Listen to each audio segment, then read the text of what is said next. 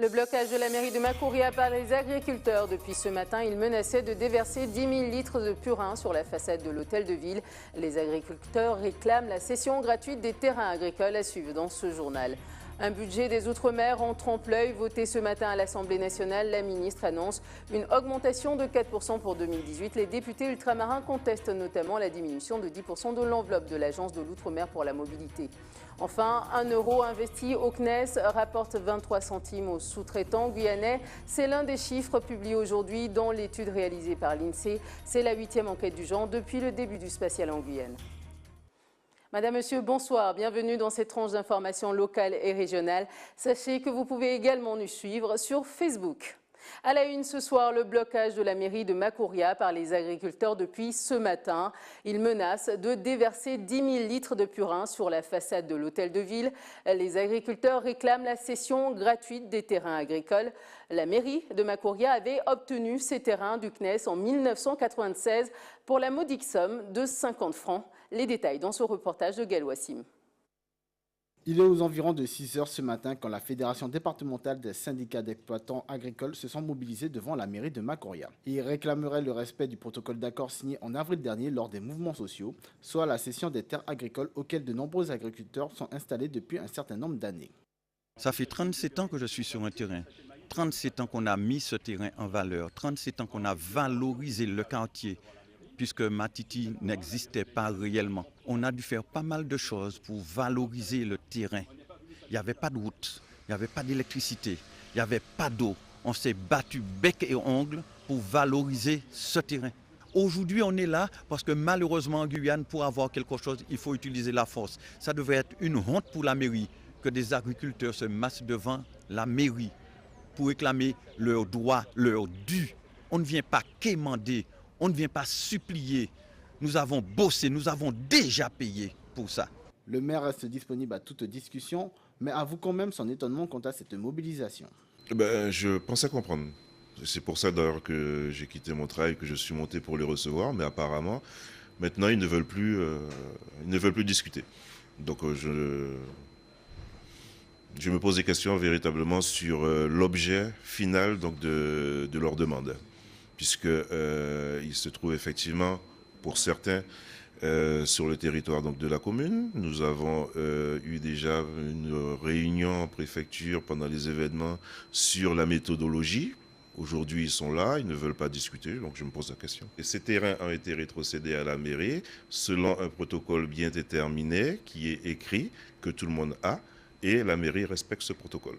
Les agriculteurs se disent prêts à discuter à certaines conditions et espèrent obtenir des réponses dans les plus brefs délais. Une réunion serait proposée pour demain matin. Un tour à l'Assemblée nationale. Le projet de loi de finances 2018 pour les Outre-mer a été adopté ce matin. 91 voix sur 130 se sont prononcées en faveur de ce budget. Des voix qui proviennent en majorité des députés de La République En Marche. Seule une petite dizaine de députés ultramarins ont donné leur confiance à ce budget. En cause notamment la diminution de 10% de l'enveloppe de l'Agence de l'Outre-mer pour la mobilité. Explication dans ce reportage de Solène Boissé de Tafari Tyrolien. C'est avec une certaine frustration qu'une majorité d'élus ultramarins a vu ce projet de loi validé. Avant que les députés de la majorité présidentielle ne participent au vote, quelques amendements ont même été rejetés, comme le fonds d'urgence pour Saint-Martin et Saint-Barthélemy à hauteur de 10 millions d'euros, jugé insuffisant. Quand on fait des choix politiques de réduire l'amélioration de l'habitat avec cette ampleur, cela veut dire que les personnes qui bénéficiaient d'aide de l'État pour restaurer leur maison, dans un contexte de cyclone ou d'ouragan, c'est pas bien. L'urgence implique une solidarité sans faille de l'État. Je ne doute pas de la volonté de l'État, mais derrière une volonté, il y a des actions à mettre en œuvre. Je ne vois pas les actions. Au-delà d'un manque de solidarité nationale, la majorité des députés ultramarins dénoncent des coupes budgétaires sur des aspects socio-économiques clés dans leurs territoires respectifs. La politique du logement va subir des coupes sombres. La politique de formation professionnelle en mobilité, la politique d'insertion sociale, les aides aux entreprises. C'est l'éducation, c'est les contrats aidés dont on connaît leur implication, notamment au sein de nos associations, au sein des établissements scolaires. Donc ce sont des situations où on a le sentiment en permanence de se faire malmener, de se faire rouler dans la farine. Si ces 3 députés ont voté contre, d'autres sont plus mitigés. Le Guadeloupéen Max Mathiazin a accordé sa confiance au gouvernement avec quelques réserves. Nouveau gouvernement, nouveau budget avec la promesse d'assises pour les Outre-mer, avec la promesse d'un plan d'investissement pour les Outre-mer.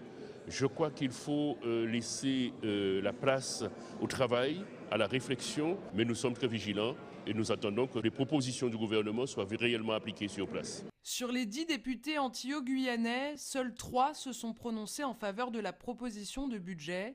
Le vote final de la loi de finances 2018 dans sa globalité est attendu pour le 21 novembre prochain. Gabriel Serville a questionné la ministre des Outre-mer sur les retombées financières du spatial pour la Guyane. Cette question est inscrite dans la loi Égalité réelle Outre-mer. Écoutons l'intervention de Gabriel Serville et la réponse de la ministre. La loi du 28 février 2017 de programmation relative à l'égalité réelle Outre-mer, dite loi EROM, commande au gouvernement de remettre 8 rapports au Parlement. 3 d'entre eux devaient être produits dans un délai de 6 mois, soit au plus tard le 28 août 2017, dont l'un prévu à l'article 145 de la loi, qui prévoit de présenter les différents scénarios permettant une augmentation des retombées financières pour les collectivités territoriales de Guyane, de l'activité spatiale en Guyane, tout en préservant la compétitivité du site de Kourou. Or, sauf erreur de ma part, à ce jour et alors que le délai légal est largement encouru, ce rapport n'a toujours pas été présenté, sans remettre aucunement en cause l'apport de l'activité spatiale dans l'économie guyanaise. Il convient toutefois de rappeler que l'Agence spatiale européenne, maître d'ouvrage des infrastructures de la base et des programmes de lanceurs, est exonérée de toute taxe et impôt direct ou indirect, puisqu'elle bénéficie d'un statut d'immunité fiscale. Cela correspond à un manque à gagner annuel pour les collectivités de 330 millions d'euros, rien qu'au titre de l'octroi de mer. Enfin, Arianespace n'est, elle non plus, pas assujettie à l'octroi de mer pour l'importation des lanceurs et des satellites lancés à partir de la Guyane. Aussi, vous l'aurez compris, alors que la Guyane doit trouver des relais de financement de son développement et se donner les moyens de faire face aux multiples défis qui se posent à elle, il est urgent d'agir. Le président de la République, lors de sa visite en Guyane il y a une semaine, a insisté, notamment lors de sa visite au CNES, pour que nous puissions mettre en place un plan FEDER 2 et que celui-ci soit discuté avec les collectivités et les élus du territoire. Il est bien évident que dans ce nouveau plan, les intérêts de la collectivité ou des collectivités, mais plus largement les intérêts des Guyanais doivent être défendus et nous devons apporter des réponses aux problématiques guyanaises largement évoquées dans le cadre effectivement des manifestations de l'an dernier, de la crise que la Guyane a connue et pour laquelle l'État a été à ses côtés en apportant des réponses à la fois au plan d'urgence et aux futurs projets de développement de la Guyane dans lesquels le CNES devra prendre toute sa part. Je vous le disais en titre, 1 euro investi au CNES rapporte 23 centimes aux sous-traitants guyanais. C'est l'un des chiffres publiés aujourd'hui dans l'étude réalisée par l'INSEE. C'est la 8e enquête du genre depuis le début du spatial en Guyane. Regardez ce reportage de Pierre Trifou. Avec la mise en place du prochain programme Ariane 6, l'activité spatiale est à un tournant de son histoire. Aujourd'hui, l'INSEE publie un rapport sur l'impact du spatial sur l'économie guyanaise. Cette filière génère 15% de la richesse créée en Guyane et emploie plus de 4600 personnes. Le poids dans l'emploi privé du secteur de la filière spatiale est important et c'est quand même un secteur qui est dynamique depuis quelques années puisque le nombre de lancements est stable depuis... Là, l'étude elle est portée sur 2014. Hein. La collecte a été faite sur les données 2014, mais après on a vu qu'en 2015, 2016 et même en 2017, l'activité spatiale s'est quand même maintenue à un niveau élevé. Donc on peut considérer que ce qui a été observé en 2014 se maintient actuellement. Plus de 50% de l'impact du spatial concerne la chaîne de sous-traitance, hors CSG. C'est un emploi salarié sur 6 et 280 millions d'euros de rémunération. Pour le CNES, il était important d'évaluer l'impact du spatial sur l'économie guyanaise. L'INSEE a publié un rapport qui est, je trouve, de très grande qualité et qui donne les vraies valeurs de l'impact du spatial en Guyane. Ma seule frustration, c'est que ces chiffres sont un peu anciens, pour des raisons de méthodologie extrêmement sérieuses. Et donc mon envie maintenant, c'est de recommencer pour que ces chiffres soient régulièrement mis à jour. Satisfait des résultats publiés par l'INSEE, le CNES envisage une nouvelle étude pour les prochaines années. Je vous en parlais dans nos précédentes éditions. Les sénateurs Antoine Karam et Georges Patient ont déposé des amendements lors de la discussion du projet de loi sur la fin des hydrocarbures en France. Les parlementaires remettent en question le bien fondé de cette loi pour une Guyane en proie aux difficultés économiques et sociales. Pour Michel Dubouillet de Guyane Écologie, la question doit plutôt se poser en termes de conséquences sur la biodiversité guyanaise. Les détails dans cette interview au micro de Karen Alcide. Le Sénat a voté cet amendement, qu'il y aura la navette qui va s'installer avec l'Assemblée nationale et que l'Assemblée nationale va très certainement rejeter cet amendement et revenir au texte initial qu'ils avaient voté, puisque la majorité elle-même allait dans ce sens-là. L'amendement de M. Karam et Patient demande à aller au-delà de 2040. Moi je crois que si le gouvernement revient sur sa première proposition, ça veut dire déjà que contrairement à l'amendement de M. Karam qui en même temps demande la possibilité de donner 2 autres permis d'exploitation, de recherche et d'exploitation derrière par rapport au droit de suite, eh bien tomberait de la proposition qu'il faut.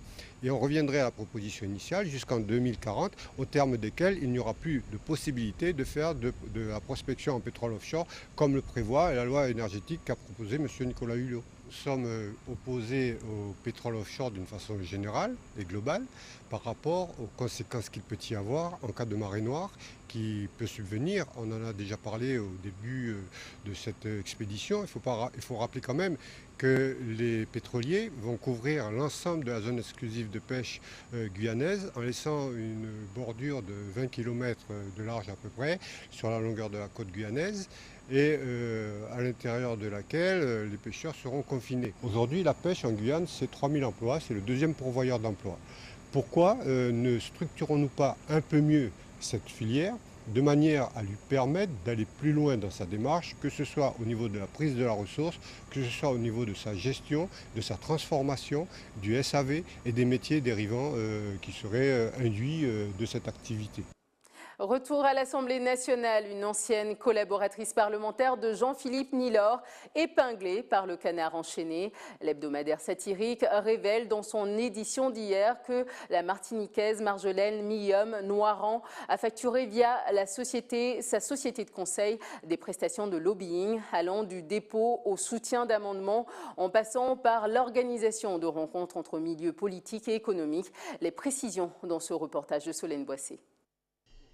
Décidément, le premier mandat de député de Jean-Philippe Nilor, qui s'est achevé en juin dernier, connaît son lot de polémiques. Après une affaire de mœurs dans un ascenseur de l'Assemblée nationale, le parlementaire martiniquais est éclaboussé par des révélations du Canard enchaîné.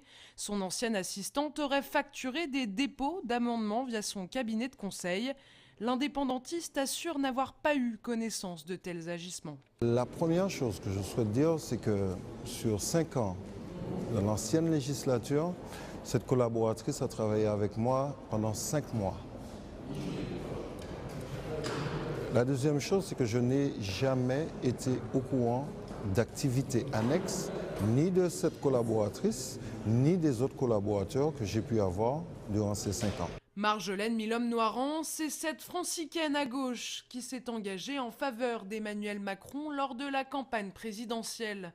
Depuis la fin de ses services auprès du député en décembre 2015, ils n'ont eu que quelques contacts téléphoniques, mais aucun concernant l'affaire.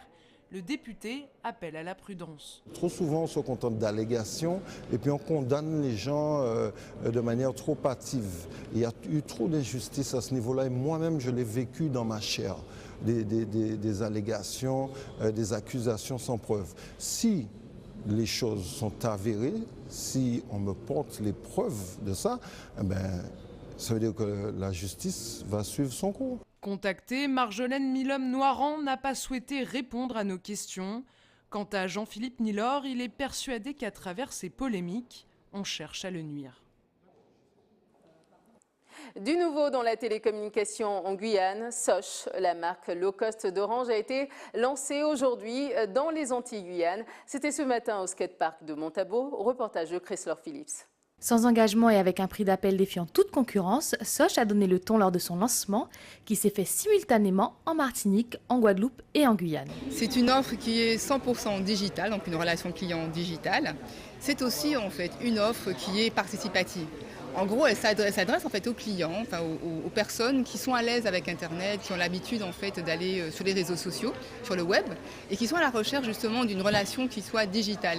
Avec l'arrivée de Sosh dans le réseau, près d'une vingtaine de sites mobiles supplémentaires seront installés afin de couvrir 80% du territoire. On va améliorer considérablement la qualité du réseau. Et pour le mois de décembre, aujourd'hui, on travaille sur Irakugo, sur Sinamari, sur Organabo, également sur le centre spatial guyanais et également sur Regina. En fait, on espère en fait pouvoir allumer la 4G avant la fin de l'année sur Regina. Un projet qui laisse présager un Noël connecté, mais en attendant, nous vous offrons cette virlangue. Il y a la super phrase qu'il faut dire. Alors, c'est quoi la phrase? Est-ce que vous allez y arriver? Je suis passée chez Sosh. Le chiffre du jour est 3,50 €. C'est le nouveau tarif du trajet Matiti-Cayenne à partir de janvier 2018. Une décision prise ce matin par la CACL, gestionnaire des transports des communes du centre littoral. Une bonne nouvelle pour les habitants des communes de la commune de Macoria. Actuellement, ils doivent s'acquitter de la coquette somme de 6 € pour faire le trajet Matiti-Cayenne. Ils bénéficieront donc d'une baisse de 50%. Un geste qui a pourtant un coût. Cette baisse du tarif creusera le déficit d'exploitation de cette ligne de 73 000 €. La 21e édition des Journées anti-Guyane et océan Indien d'addictologie a commencé aujourd'hui en Martinique. Un congrès a rassemblé des professionnels et associations du secteur. L'objectif de ce colloque est d'apporter des pistes d'accompagnement aux patients qui souvent refusent de reconnaître leur dépendance. Reportage de Loïc Régis. Selon les spécialistes, une personne sur 10 en Martinique est sujette à une addiction. L'une des plus répandues, l'alcool, et le fléau n'épargne pas la gente féminine. Parmi elles, les femmes enceintes. Les conséquences sont terribles pour l'évolution de la grossesse. En France, ça concerne au minimum 8000 bébés chaque année. 8000 bébés, ça veut dire un bébé par heure, qui naît avec un cerveau qui a été abîmé par l'alcool, parce que vous savez, l'alcool est le produit le plus tératogène, ça provoque des malformations, surtout au niveau du cerveau du bébé, avec des répercussions la vie durant. Le plus souvent, l'addiction comble un manque criant dans la vie d'un individu. Drogue, tabac, mais aussi des pathologies plus modernes, dépendance au travail, au sport et à Internet. On a quand même beaucoup l'impression que c'est un catalyseur d'addictions qui sont déjà présentes et que finalement les addictions qu'on trouve sur Internet, on les trouve également hors Internet. La question se pose surtout de savoir s'il existe également une addiction aux réseaux sociaux, parce que c'est aussi beaucoup de ça que ça parle, en sachant que peut-être l'addiction aux réseaux sociaux serait un espèce de pendant d'une dépendance affective, pourquoi pas. En matière de tabac, la Martinique fait figure de bon élève par rapport à la moyenne nationale. Ici, le tabagisme quotidien concerne 21% des hommes et 11% des femmes, contre respectivement 33% et 25% dans l'Hexagone. Des chiffres encourageants dans cette catégorie, mais il reste tant à faire sur d'autres plans. Ces efforts sont insuffisants et au regard de l'ampleur du phénomène et des problèmes de santé qui nécessitent des équipes spécialisées, des compétences, des personnes qui ont l'expérience clinique de ces symptômes et de ces maladies, soient davantage pris en compte, c'est-à-dire qu'il y ait d'autres possibilités, d'autres moyens qui nous soient donnés pour agir plus efficacement. S'il est difficile de dresser le portrait d'une personne dépendante, toute addiction confondue, les catégories sociales les plus modestes restent les plus exposées selon les experts. En Martinique, il existe environ 40 structures d'accueil pour la prise en charge des addictions. Lutter contre le harcèlement scolaire en mettant à contribution les élèves eux-mêmes. Une action de lutte contre les violences en milieu scolaire a été lancée ce matin par le rectorat. Des débats ont eu lieu dans plusieurs lycées de Guyane. Les détails avec Véronique Baboul, référente académique de lutte contre le harcèlement, au micro de Pierre Tréfou. Il y a des problèmes de raquette, effectivement, à partir du moment où c'est répété, et à partir du moment où l'auteur a la volonté de faire du mal à son prochain, au père en général dans l'établissement scolaire. Voilà, donc c'est des violences verbales, physiques, psychologiques. Ce que maintenant on rentre aussi dans le cadre du cyberharcèlement. Ce sont des élèves qui sont harcelés dans l'établissement scolaire, quelquefois physique ou verbales, comme je vous ai dit, et qui sont poursuivis, arrivés à leur domicile par le cyberharcèlement, par les réseaux sociaux. Voilà, donc vous voyez, donc ça engendre, donc la violence c'est large, c'est très large. Depuis cette année, on a mis en place un nouveau dispositif, c'est celui des référents en établissement scolaire. Ce sont des personnes adultes de tout corps de métier confondu. Ça peut être ce sont des enseignants, ce sont des CPE, ce sont des personnes de la vie scolaire par exemple, ou des chefs d'établissement. Ce sont des référents, ils sont clairement identifiés dans l'établissement, où l'élève lui-même qui est en difficulté peut justement aller vers cette personne-là, dire voilà, je suis harcelé ou on se moque de moi depuis quelque temps, on m'embête, etc. D'accord ? Et donc c'est une personne référente dans l'établissement qui est susceptible justement de venir en aide à ces jeunes et qui, à ce moment-là, doit mettre en place un protocole, ce qu'on appelle un protocole dans l'établissement, pour permettre justement de sécuriser cet élève-là, parce qu'il faut lui assurer la sécurité, tout simplement. Donc il y a un protocole établi dans l'établissement. Consommation à présent avec le mois de la viande locale organisé par les professionnels de l'élevage en Guyane pour encourager la consommation locale. Cette année, l'action a été étendue à toutes les productions locales telles que le miel par exemple. Nous avons rencontré l'unique femme apiculteur de Guyane dans son atelier d'empotage à Cayenne. Découverte de son activité dans ce reportage de Pierre Tréfou.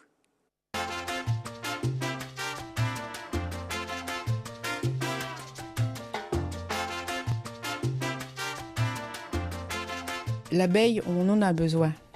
On en a besoin parce qu'elle participe à la biodiversité. On sait que l'abeille, elle pollinise, elle n'est pas la seule pollinisatrice, mais la majorité de la pollinisation des fruits et des fleurs, ce sont les abeilles. S'il n'y a pas d'abeilles, pas de fruits, pas de légumes et pas de fleurs. Celui-là, il est bon. Celui-là, c'est l'arrière-goût amer. Moi, c'est ça. Me dérange. Ça. Et le dernier que j'ai goûté. Et parfumé lavande, étain, vous faites ou non? Vivre avec les abeilles, c'est pas facile parce que bon, elles ont quand même un caractère agressif. Ce sont des abeilles de type africain.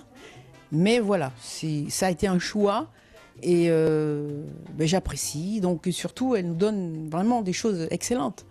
Aussi bien du miel que du pollen, de la gelée royale, de la propolis. Donc j'utilise tous les produits de la ruche et je fais découvrir au maximum de personnes.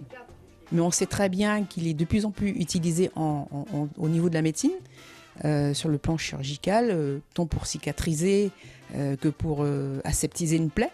Aussi au niveau cosmétique, il est très utilisé. À la maison, c'est le médecin à la maison, parce que aussi bien pour une coupure, une brûlure, le réflexe du miel. Donc les propriétés du miel sont énormes. Le pollen, bien sûr, on le connaît. La propolis, la gelée royale, franchement l'élixir de longévité, il n'y a pas mieux. On n'a pas les difficultés que rencontrent les autres collègues apiculteurs des autres régions, aussi bien en France qu'à l'extérieur, c'est les problèmes des pesticides. Les pesticides, les néocotinoïdes, tous ces produits qui sont utilisés, qui vraiment détruisent l'abeille, on a une belle végétation, donc pour la plupart on est en forêt. Donc on a une atmosphère et un oxygène vraiment très fiable et la qualité, elle dépend effectivement de cet environnement.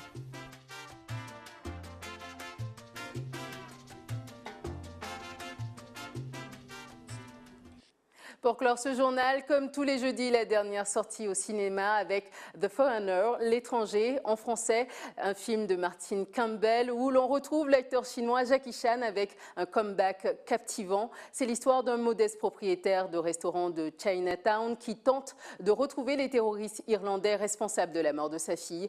Bande annonce. Elle était ma seule famille. Salut papa. Fais attention en traversant. Dites-moi qui a tué ma fille. Je travaille pour le gouvernement. Je ne travaille pas pour les terroristes. Mais vous avez travaillé pour eux. Vous allez me donner leur nom. Ces hommes sont des sadiques.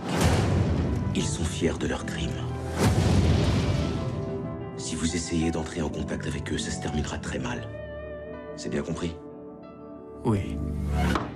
Le plombier est là.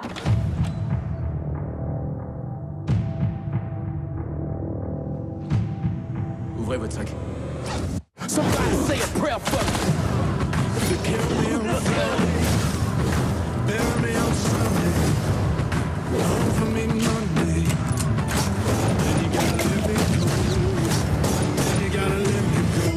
C'est un vieil homme qui resserre l'étau autour de nous.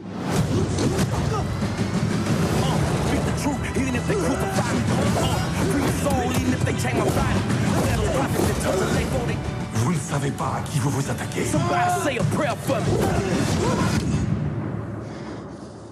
Si, je sais. Et vous? Vous serez en sécurité. J'en suis pas si sûr. Voilà, nous voici arrivés à la fin de cette tranche d'information. Je vous en rappelle les principaux titres. Le blocage de la mairie de Makouria par les agriculteurs depuis ce matin. Ils menaçaient de déverser 10 000 litres de purin sur la façade de l'hôtel de ville. Les agriculteurs réclament la cession gratuite des terrains agricoles. Nous en parlions. Un budget des Outre-mer en trompe-l'œil voté ce matin à l'Assemblée nationale. La ministre annonce une augmentation de 4% pour 2018. Les députés ultramarins contestent notamment la diminution de 10% de l'enveloppe de l'Agence de l'Outre-mer pour la mobilité. 1 euro investi au CNES rapporte 23 centimes aux sous-traitants guyanais. C'est l'un des chiffres publiés aujourd'hui dans l'étude réalisée par l'INSEE. C'est la 8e enquête du genre depuis le début du spatial en Guyane. Merci de nous avoir suivis. Prochain point de l'actualité dans quelques minutes avec nos confrères de BFM TV. Je vous retrouve demain, même chaîne, même heure. Je vous souhaite une très bonne soirée sur la télévision.